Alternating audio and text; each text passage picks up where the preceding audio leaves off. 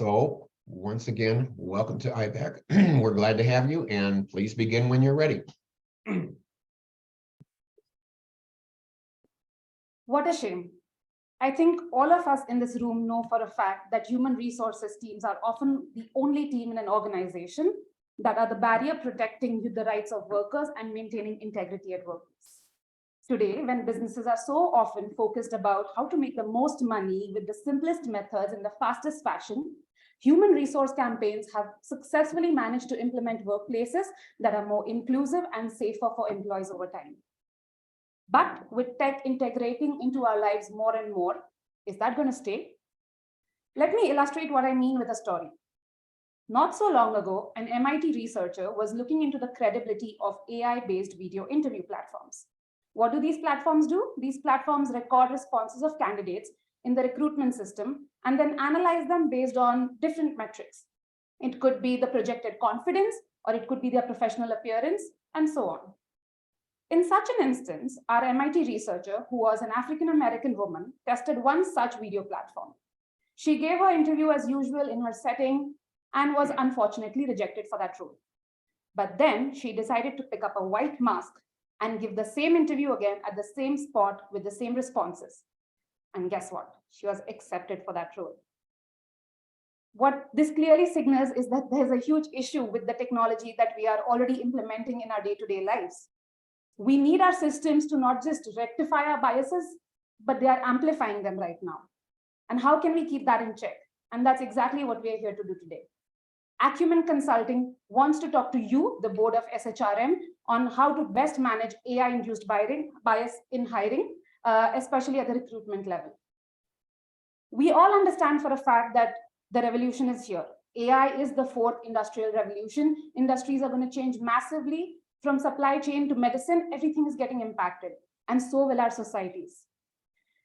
Businesses at large have adopted this at a global scale. Everywhere in the world, AI is implemented in different parts of businesses, and we need to stay on top of it. I mean, there's a good reason for implementing AI as well. There are clear benefits to the system: increased efficiency, cost savings, reduced human error. But then that's just the top of the iceberg. What we're not seeing right now for a fact is if we're not careful with our technology, there's going to be clear disadvantages, from something as simple as financial mismanagement, but something as large scale as political instability and public safety. All of these things are at risk if we aren't careful with our technology. And this only and only comes from the biases that we feed our algorithms and our AI. 76% of CEOs, in fact, despite deploying the technology, worry about the biasness in AI. And you would say, why is that? What do you mean by those biases? Let's look at the past 100 years. In the past 100 years, activist movements, grassroots campaigns have worked so hard to eradicate bias step by step in every single domain. And today, we find ourselves at a place where this role is going to be taken over by technology. It can vastly reduce the human biasness, but also amplify it. Why do I say that? When we did our research, we found that if in case we are not careful, all the work that we have done in the past century to decrease those biasness, to decrease the discrimination, can not just be set back by 100 years, it further can take us 100 more years to close the diversity gap. And I understand that these research findings are discouraging, but at least we are paying attention now. This is an opportunity for us to highlight that these issues are early on and we can prevent pervasive damage down the system. So the problem that we are facing today, and to get like a bigger understanding of that, is how do we best manage our AI-induced bias, especially at the hiring level, to avoid the marginalization of already disadvantaged groups? We want to make sure that our technology does not amplify these problems further, but rectifies them. And for that, we propose our three-pronged recommendation. Just AI is a program that we want to implement across your membership organizations that will focus on just and unbiased strategies for talent acquisition using artificial intelligence. The three-pronged approach focuses on evolving, on empowering, and embracing. And while we will look at those tactics further on later in the presentation, what I want you to remember is this. The impact of implementing our strategy is that you can uplift the lives of 2 billion personnel. You can increase revenue by 20% in organizations, and it will save the society a cost of $2.3 trillion. And that's why it's important that we organize ourselves to protect this technology's careless use. People's lives, livelihoods, and dignities are at stake. We must develop and deploy our AI with great care and oversight. And that's our strategy. But what's the logic behind it? So we've spoke about DEI because we have found that businesses have heavily benefited from the DEI initiatives. And the major part that has been the improvement is the better decision-making practices, because of the diversity that these businesses have got, and they generate a better ideas. All that led to a higher innovation in the businesses, which is one of the key success factors across industries. And all these intangible benefits sum up together and create a tangible bottom line impact on better financial results. But is the fight for DEI over? Is the issue related to DEI done? No, the fight is still on. The DEI champions in the organizations are still fighting for the issues like lack of diversity in the leadership level, in the high-paying jobs. They are also fighting about the biases in decision making. They're also fighting about the lack of equity and fairness. For example, there is a less representation of women in the in US job market, though US has more women in population than men. So we are still fighting these issues. But the genesis of all these issues, the start of all these issues is hiring or recruitment practice, because that is where you choose and decide, do you want to hire a diverse workforce or not? How do you solve? Do you want to remove this equity and inequity and unfairness from the system? And which is why we believe that working on doing a work on the recruitment is going to help out.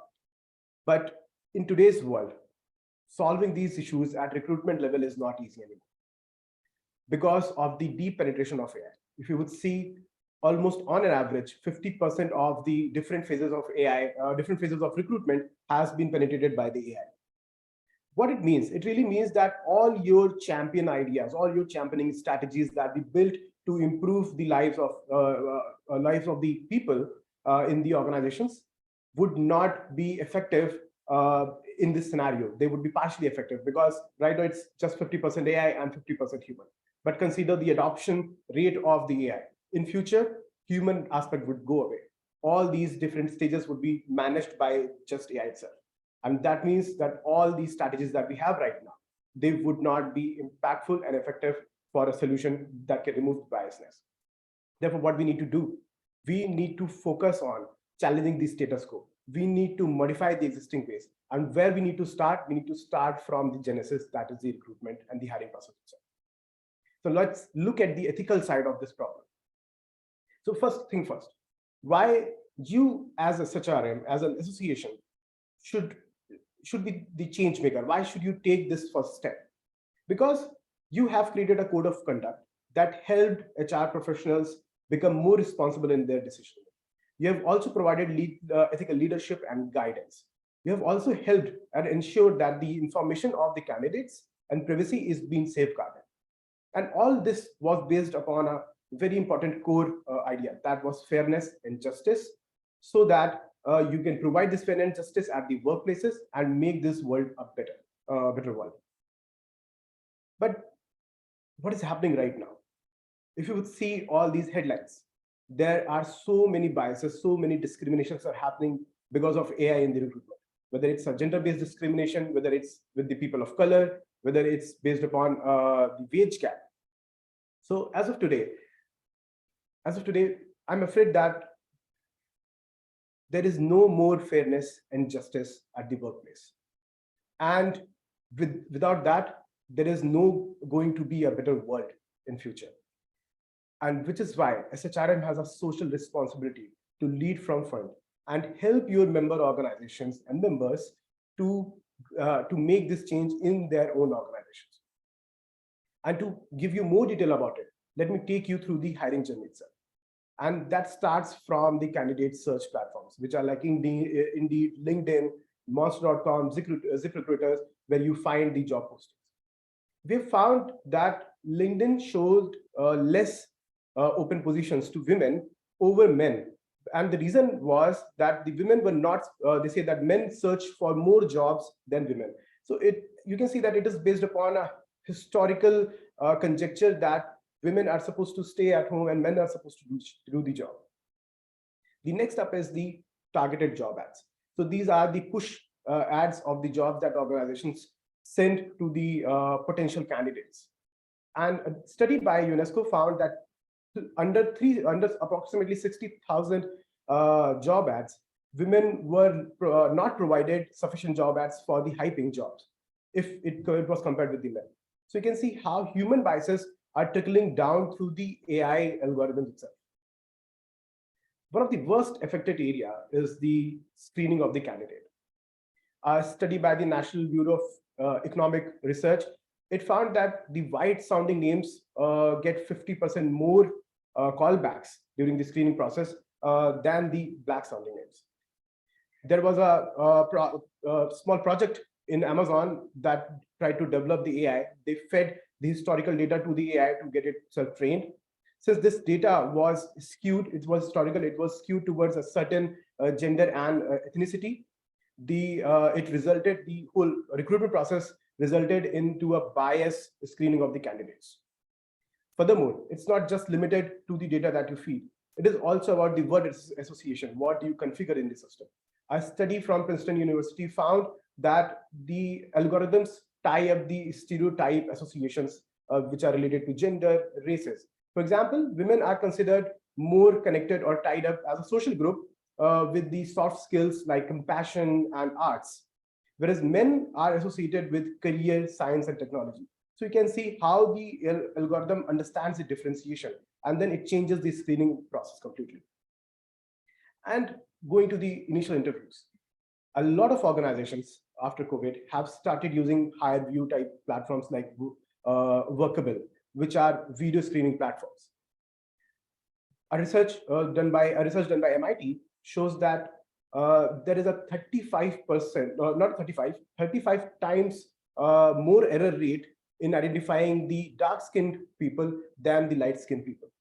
And if the candidate has some accent, it creates a further problem because a lot of AI algorithms doesn't really understand the accent properly. They don't pass it well. And to get it passed, if the candidate changed their accent to an acceptable accent, the AI terms them as a dishonest candidate. So potentially screening out a lot of strong candidates.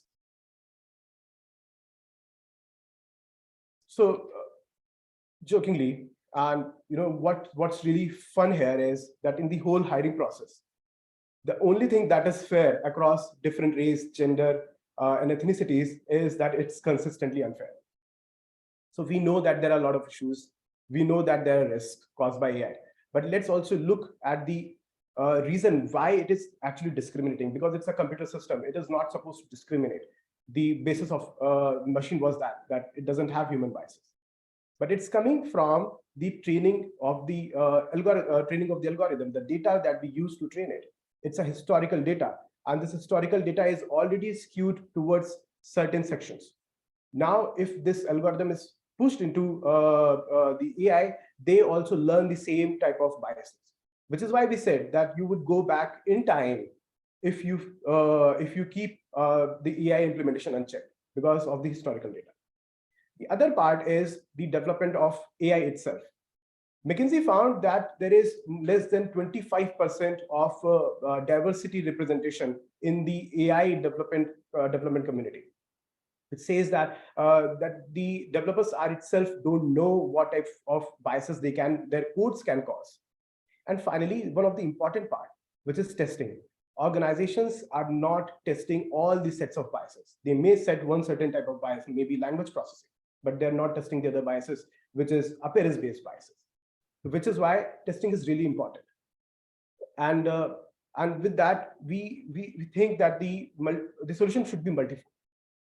And to control it, we need to really find a committee that can actually look after all these aspects. So we come to our final question, that are the DEI issues fixed? Do we have any issues left? Yes, we have. And are the algorithms of AI, are they capable of avoiding these issues by themselves? Sorry. No, they are not. So can SHRM help? Yes, you can, because you have a bandwidth of the members that you can use to propagate and promote the ideas of ethical AI through our program, Just AI. So with that, I would pass on to the legal analysis. Thank you also. Now that we have seen what are the ethical implications because of the AI hiring discrimination and how the discrimination accentuated into the alarming systematic problem of society.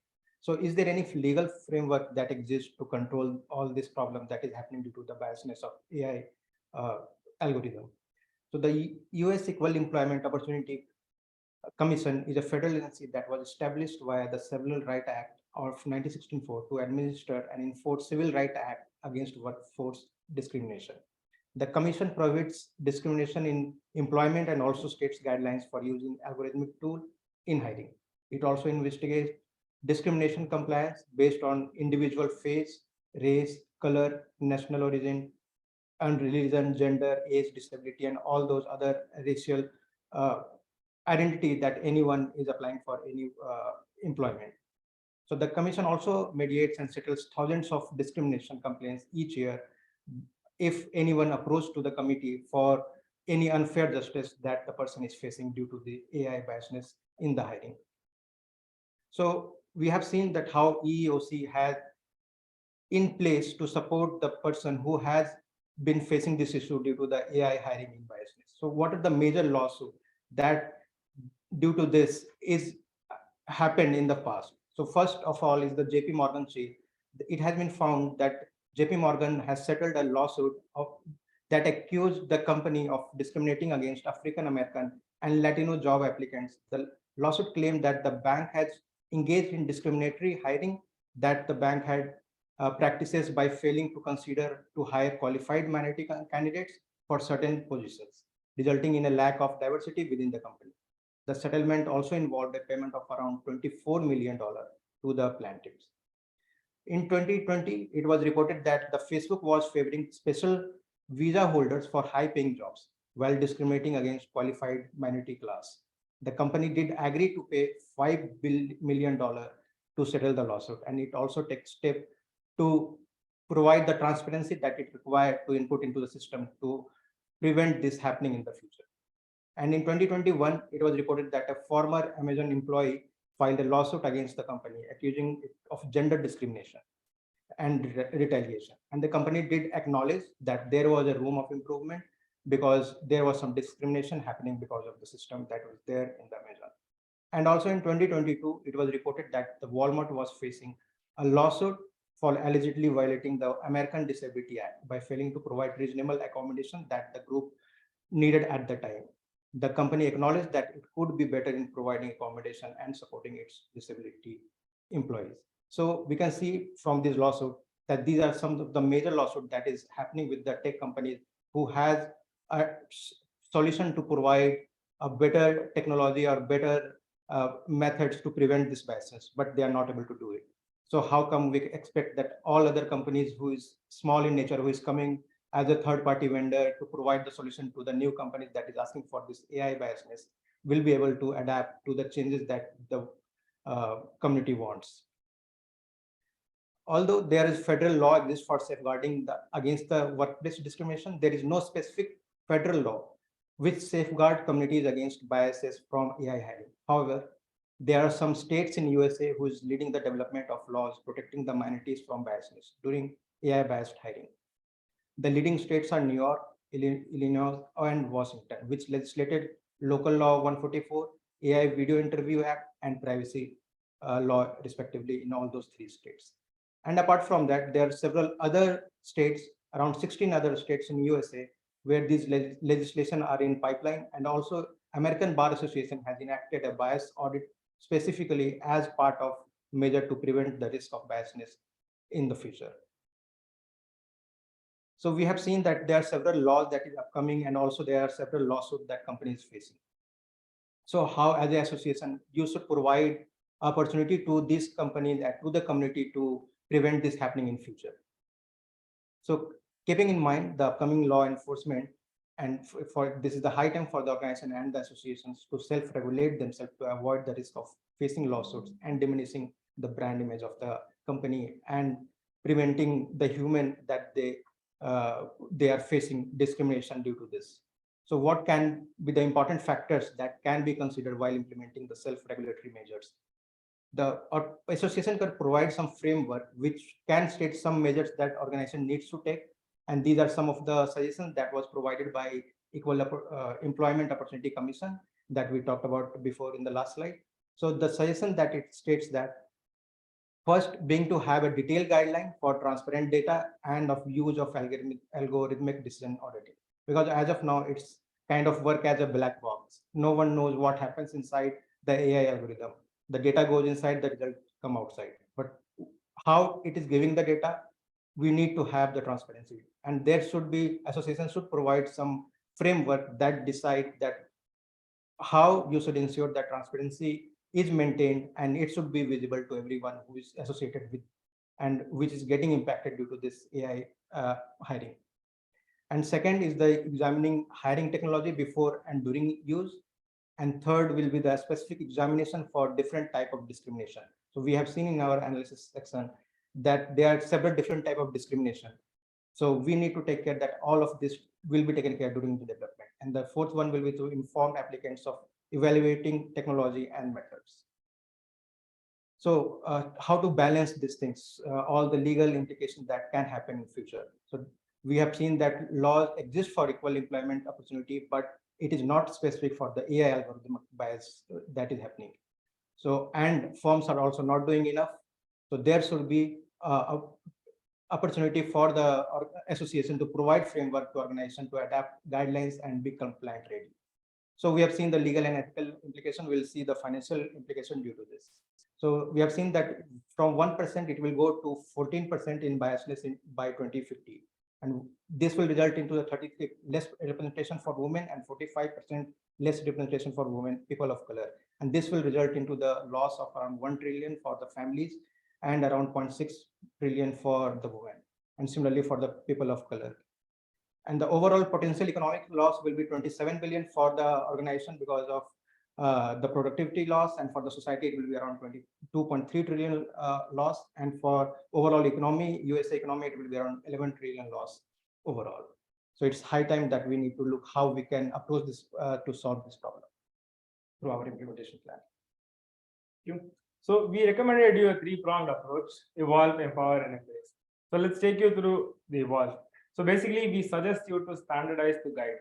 So I mean, first you as a SHRM should adapt to the situation. You need to evolve. So we suggest you to create a steering committee that would help overlook all the different functions that's necessary to adapt yourself. Next, we also suggest you to launch a Just AI certification program for the businesses that would serve as a benchmark certification throughout the industry. So this would be a training program for them to understand how to mitigate the bias, then also evaluate the recruitment practices in their organizations, and consistently monitor and keep updating their efforts. And finally, this would also help them to keep them updated for the upcoming laws.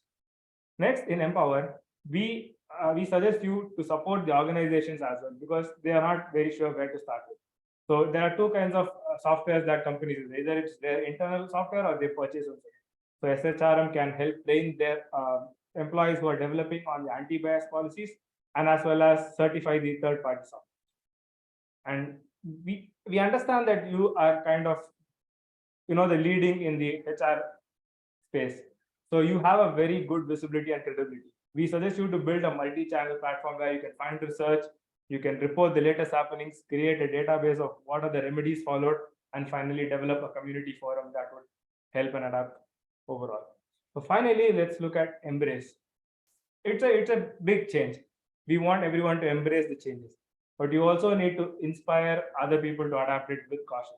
Through ethical AI summits, you would be able to gather your mass audience members that you have and make sure that you convey what the ethical impacts of AI are, and you call it AI tech experts or even ethical experts that would shed light on what is supposed to be followed and what not, and that would increase the visibility.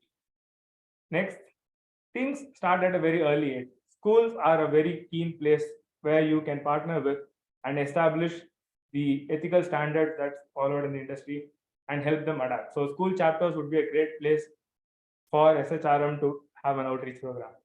Finally, awareness campaigns are also important because most of them don't even know that they are kind of having a disadvantage. So this would help them bring awareness, and in the end, it would increase the talent pool. And finally, we suggest you to communicate effectively so the organizations understand the value of this and they also get on board with just AI. Now let's look at the timeline. So we have a 2-year timeline plan, and this is how it is. We can discuss about this later. Now let's look at the impact. Overall, I just want to remind you of the impact we promised at the beginning of our strategy. We said that you will be able to affect the lives of 2 billion people and improve them for the better. You will increase employee retention rate at organizations by 45%. You will increase revenue by 20%. And society as a whole will save a cost of $2.3 trillion. But money matters aside, let's look at the society and what this means for us.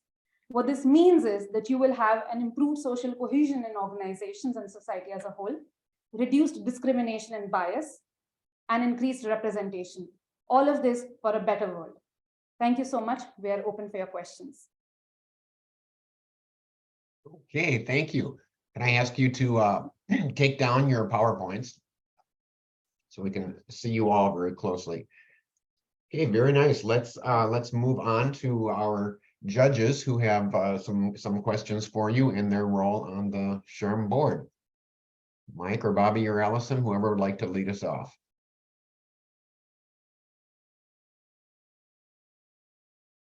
We cannot hear you. Sorry, did the usual mistake with Zoom. So first of all, as a member of the board, I'd like to thank you for the presentation.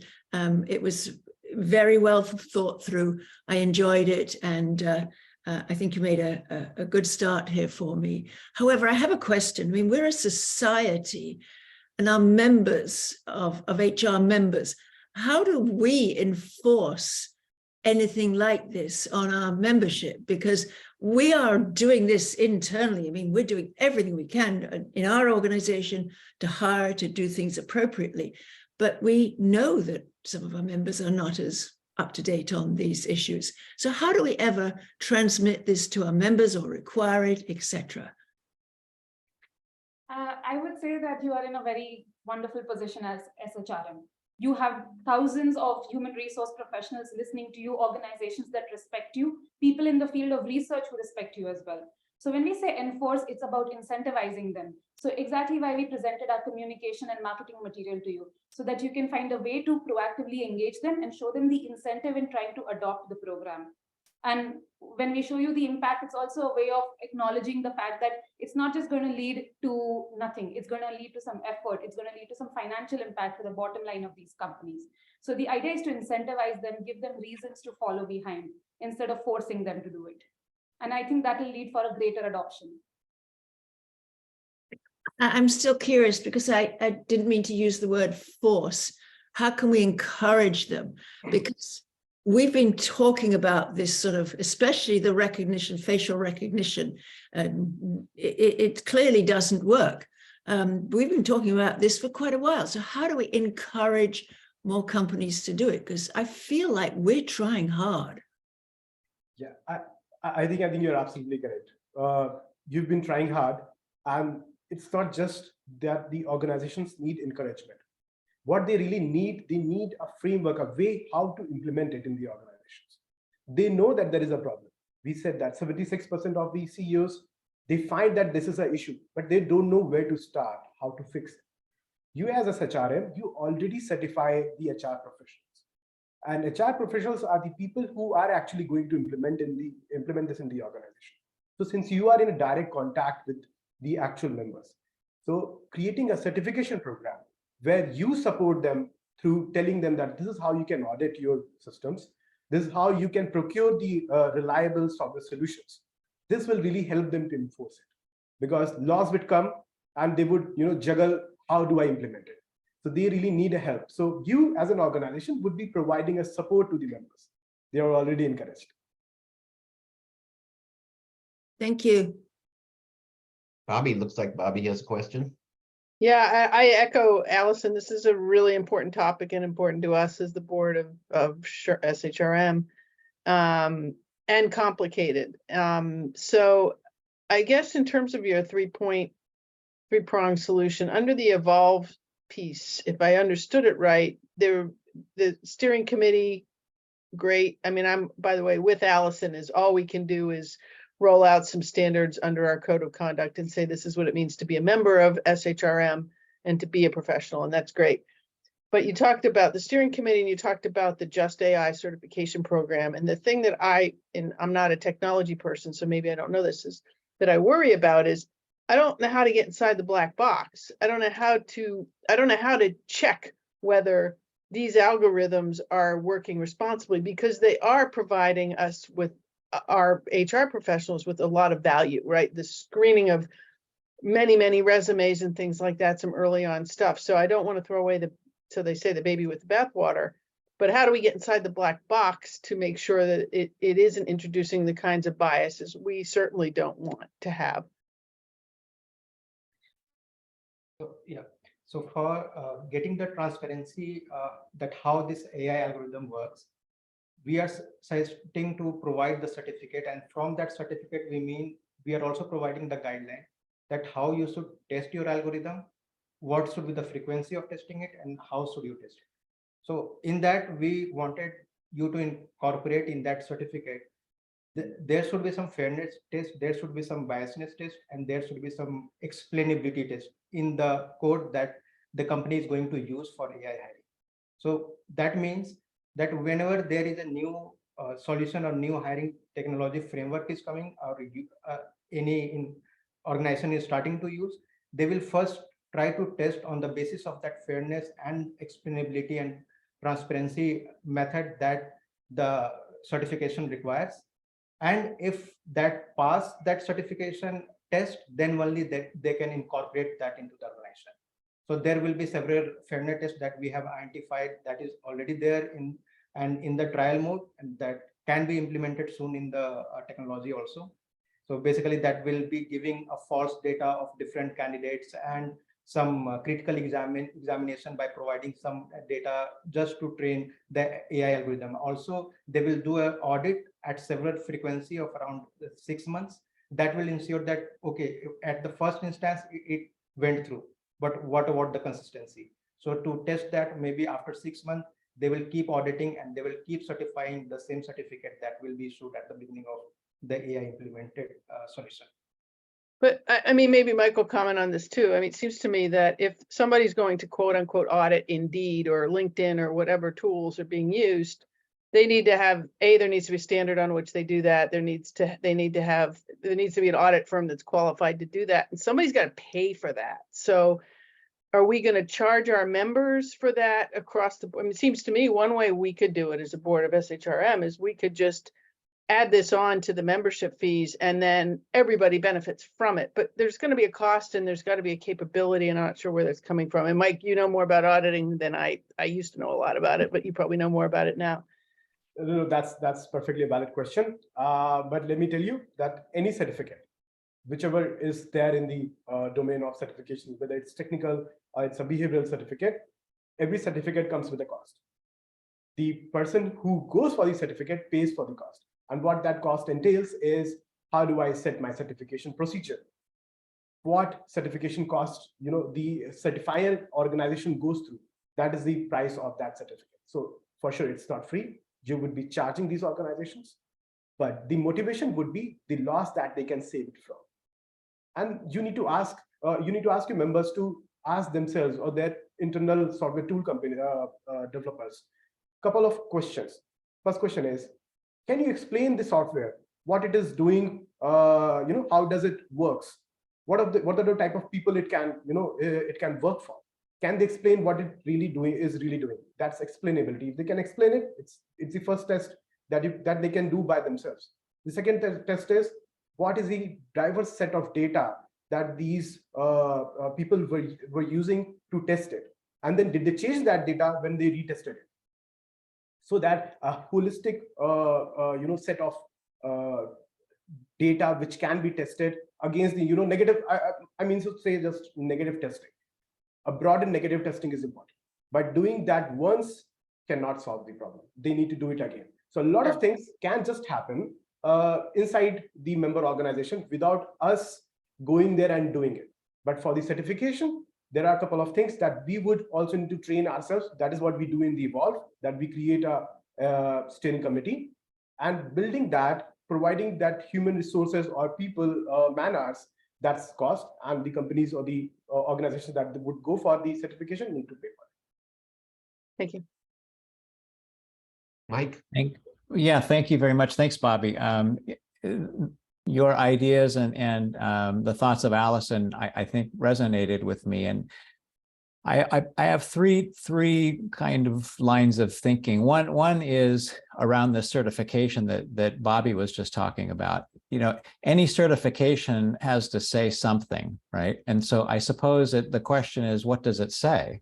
Does it say that the system is fair? Because if it says the system is fair, then all of a sudden we're being held to account if the system is subsequently proven to be unfair. And so that introduces legal liability for SHRM. So from that standpoint, I think that the first question and my first line of thinking is, I understand the idea of certification. I think, you know, the AICPA has certification, for example. You know, they certify you to say you know about nonprofits, for example, or they certify you to say that you know about IT, or, you know, there's lots of things that you can get certifications for. But if the objective here is to make it fair, it seems to me that a certification to accomplish that objective would be somewhat more detailed and would need the certifying party to take more responsibility. So I'm wondering, how much responsibility do you suppose we would take in a certification like that? I think we need to acknowledge the fact that AI is still at its infancy, the technology itself, so it's going to keep developing. Regulations around it are also going to keep developing. So we acknowledge that we cannot suddenly change AI and make the world a just, fair place. What the certification is trying to do is to ensure that companies are being proactive in implementing the most latest regulations, complying by them, and ensuring that their practices are well tested, their algorithms are well tested to be put into place. So when we are selling the certification to an organization, what we're trying to say is that this organization takes proactive measures to ensure that the technology that they deploy is as ethical as it can be. We're not saying that it will remove bias completely, but they're taking proactive steps to do it. And today, as even a person who's going to go into the recruitment pipeline soon enough, I feel I need to be working for an organization that values DEI, that takes proactive steps to ensure that they have a workplace that's inclusive. So knowing that this company has this kind of certification, which promises that they'll be proactive, that's a great standing point for me to connect with the company with. Okay, thank you. That's helpful. My second line of thinking gets to your point about bias, which you know came up early and seems to be kind of integral to the presentation. There are biases that are desired by companies, and those biases might be from the standpoint of we want a stay-at-home mom to do this job because this job we just need someone to work on it overnight, or you know there's lots of different biases that they want to have in the system. And so if we're certifying, or if we're saying that this organization has undertaken to rid biases altogether, I'm wondering if that takes it a little bit too far. So there's a difference between two terms. One is bias that you implicitly need. The other thing is job requirement and description. So if you need a single at-home mom, or who can work from home, you need to mention that in the job description. And if you can't mention in the job description, but you still desire it, this is something unethical. So that is where the boundary lies. Do you need something from your candidates? Mention in the job description clearly that we need candidates who are into this certain conditions. That would solve the problem. But what we are talking about is there are something which is not written in the job application, job description, but people are still discriminated against. For example, their color is not a desired job requirement, but they're discriminated because of their color, or maybe their name. So this is where we kind of focus on through the bias versus the job description. I hope it answers. Okay, thank you. My last line of thinking and sorry to dominate the conversation. My last line of thinking is about general accountability. There were a lot of numbers that were big numbers, and numbers like 2.3 trillion is the impact on society and things like this. How do we measure success with this program? Yeah, so basically, with respect to the financial success, if we talk about, there are three types of losses that the society is having due to this biasness. One is the lawsuit loss, second is the productivity loss to the organization, and third is the losses to the family who is facing this problem due to the discrimination. So all these losses, if we combine together, this will result into the 2.3 trillion for the overall society. So because we have also seen that for the organization, if they hire a wrong person instead of hiring a qualified person because of the biasness, that gives them some productivity loss, and that will incur them the cost that we are talking about. So all this, it's not the direct cost that we can see, but these are all the opportunity costs that organization and society can grab if they can implement all this and they can handle this biasness that is there in the society. Thank you. So I have a What follow-up question, and Go ahead, Allison, please. yes, I'm on the board of this professional organization, but in my daytime job, my company uses all sorts of platforms to find people. We use LinkedIn. We do searches of all sorts of kinds. I can't certify what LinkedIn does. I mean, I trust it, but I just can't certify it. So I'm in a bit of a dilemma in what my daytime job sort of involves and what the role on this professional society involves. Can you help me with that? I think it boils down to the fact that LinkedIn as an organization, this is what their purpose is. What they're trying to do is get more and more organizations on their platform, get more and more recruiting employees, candidates on their platform. So when we roll out a program like Just AI, we are ensuring that they also have equal amounts of buy-in. And that's going to be a part of the marketing process too, which we were not able to cover in great detail, but reaching out to these recruitment cycles, because as SHRM, you have the most credibility in terms of speaking for HR representatives across the country. So you can use your credibility and your influence to talk to them and bring them on board to certifying themselves for the Just AI platform, getting your people onto their algorithm boards or steering committees themselves within these companies to ensure that they are following the strictest regulations. And from the examples that we showed you in the presentation, especially with LinkedIn and HireView, they have gone through rigorous changes after the bias was found to be complicit in their algorithms. So all these organizations are taking proactive steps. What we are trying to do is also at the same time support, apart from these organizations, the smaller ones who do not have those kind of resources to support themselves. They don't have direction. They don't have the testing capabilities or the developing capabilities within them. So as a smaller company, then, are you going to give me a sort of different certificate? Because all I can do is, in our company, say, based on the information given to us by these other platforms, we believe we are, but it's extremely difficult because we don't run this ourselves. Yeah, so in our implementation, we have shown a business process. So you have rightly said that the smaller organizations, they don't develop the recruitment softwares.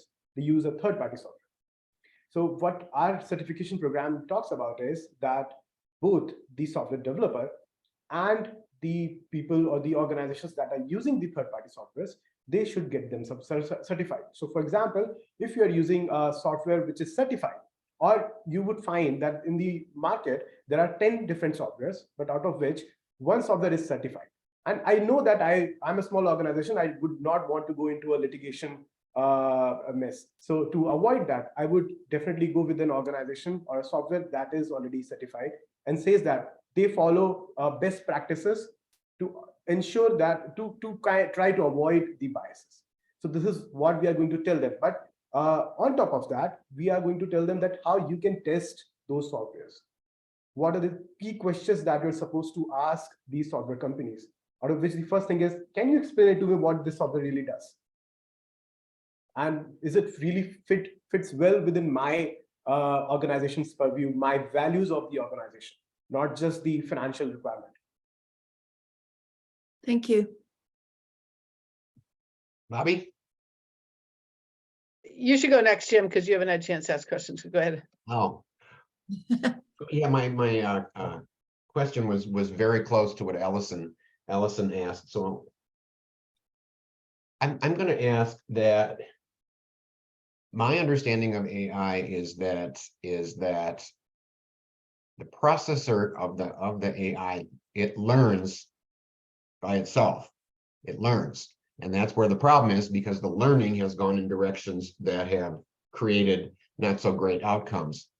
So when you talk about evaluating the algorithm, which to me, as a non-computer person, sounds kind of difficult, but if you're evaluating the algorithms, don't the algorithms just continue changing as the system keeps learning and learning more?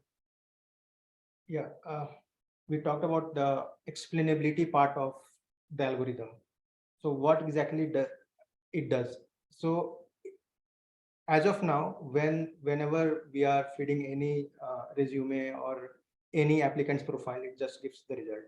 So whenever it is giving result, if someone wants to know why this result came out from the system, so we should have a proper justification that how much weightage you are giving to each input or each term that is there in the job profile or in the job applicant's profile. So that will define how this algorithm is explaining and also how this algorithm is giving the result. So basically this gives you the exact reason that this is the basis of which the algorithm is working. And suppose in future, and that's why the audit part comes. Suppose if after 6 months, they keep learning by themselves, the algorithm keep learning by itself. So if there is any change in the weightage that is giving to any certain in any certain word or any certain ethnicity that is there in the profile, so in that case we can ask that why this result has come out, and if at any point of time we are saying there is no justification of the result that algorithm is giving, then at that point we can say that we cannot control the self-learning behavior of the algorithm and we should discard this one, and we can maybe take from some other third party if we are procuring from outside, or we need to develop from the scratch. So explainability part is the only thing that needs to be there to ensure that whatever result it is giving, it is explainable. Thank you. Bobby? I'm going to shift modes.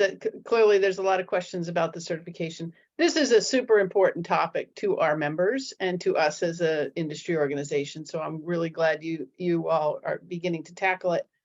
And certainly our member companies care. I mean, you pointed out lawsuits. We don't want to get sued. So there's certainly, negative incentives on potential legal risk for being charged with discrimination, et cetera, et cetera. I just want to make sure I understand what you see as the ethical issues beyond discrimination, the risk of being, charged with discrimination. Our companies see the value of hiring a workforce that brings in the best talent, but what's the ethical issue that we're worried about here? I think it boils down to a single thing. But like we said in the earlier portion of our presentation, AI has a chance of magnifying the kind of biases that we roll out.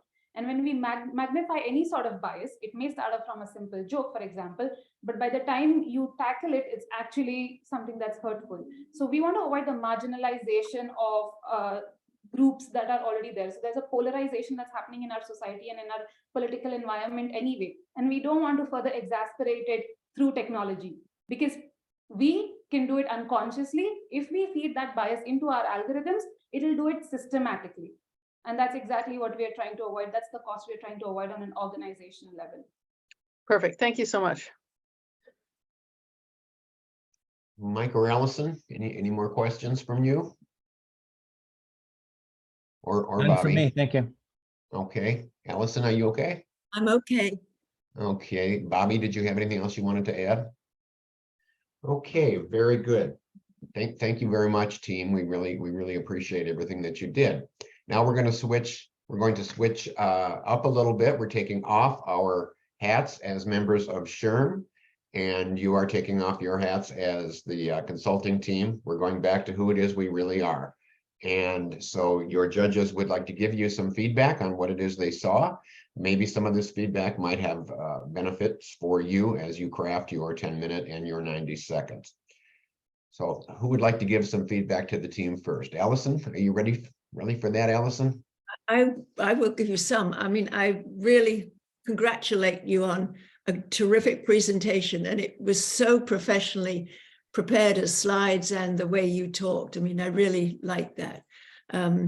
I think the challenge to me is this is an ethical question, but it's not something that my companies or I can fix. I'm reliant on those people who write these programs.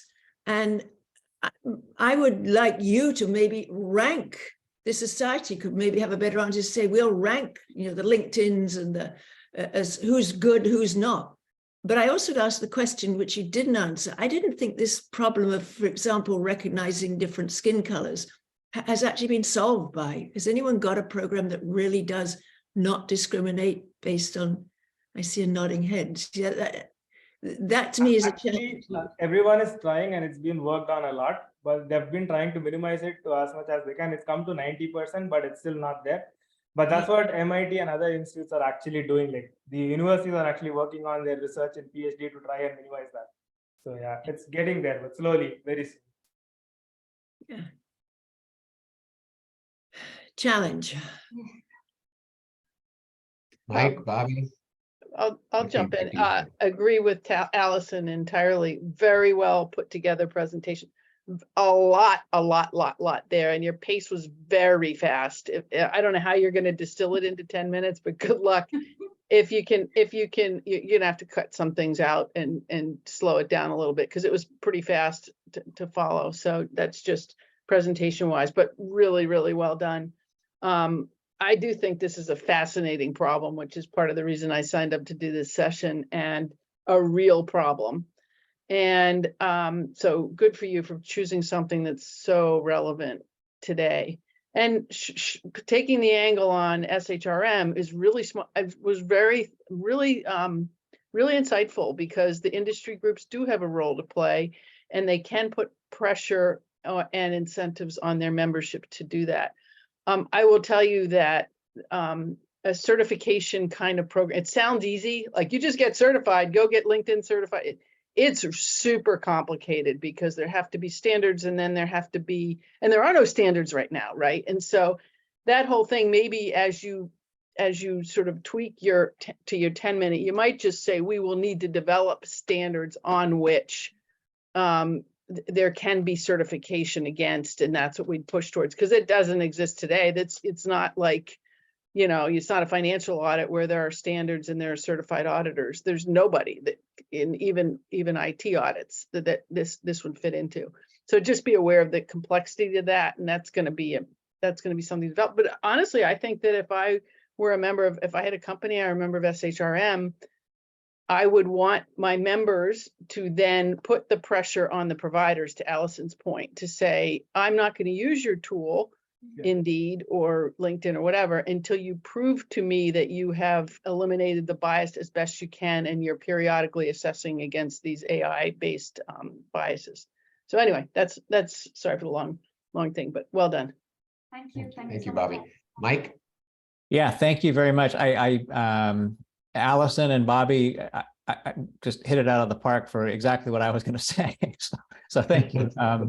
Thank you for bringing that up. I did have a couple of comments. One of the thing was you were so convincing, and you know, it was like you were talking to me, and I found that to be very compelling. And it got me thinking as you were doing the presentation that I was actually being called to do something, right?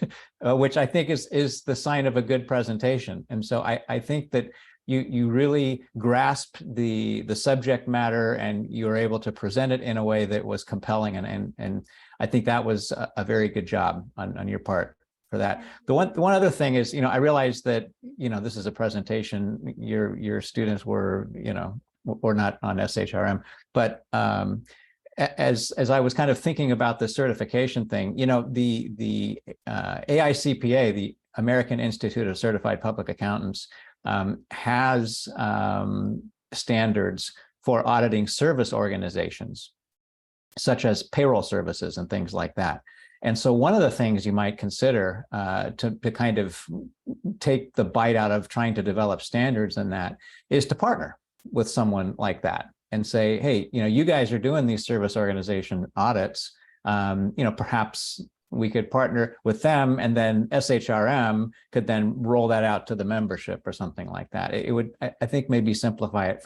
You're kind of getting away from developing a whole program as opposed to just using something that's already there and saying, you know, you ought to try this and partner with them. But aside from that, I thought it was a great presentation, and thank you. I learned a lot. Thank you so much. And thanks Excellent, again. excellent.